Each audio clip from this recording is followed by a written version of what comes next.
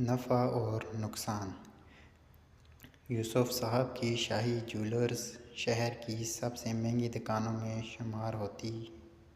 وہ قیمتی ہیرے، سونے اور چاندی کا کاروبار کرتے تھے، لیکن ان کا مقصد زیادہ سے زیادہ منافع کمانا تھا۔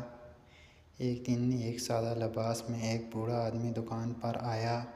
اس نے جیب سے ایک پرانی مگر خوبصورت انگوٹھی نکالی اور کہا، بھائی، میں یہ انگوٹھی بیچنا چاہتا ہوں، مگر اس کی قیمت ایمانداری سے نکالنا۔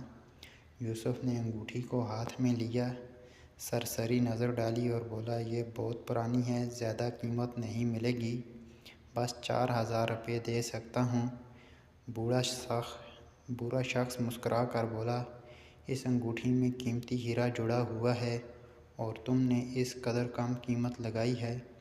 بوڑھے کی بات سن کر یوسف حیران رہ گیا۔ بوڑھے نے ایک نظر دکان پر ڈالی اور کہا، یاد رکھو، جو چیزیں تمہیں نفع دیتی ہیں، وہی چیزیں غلط نیت سے نقصان بھی دے سکتی ہیں۔ بوڑھا شخص چلا گیا اور یوسف سوچ میں پڑ گیا۔ اس دن کے بعد سے اس نے سچائی اور ایمانداری کو اپنے کاروبار کا اصول بنا لیا۔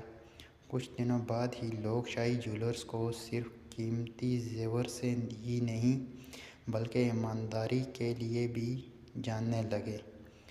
ویڈیو اچھی لگے تو چینل کو سبسکرائب کریں، ویڈیو کو لائک کریں۔ شکریہ۔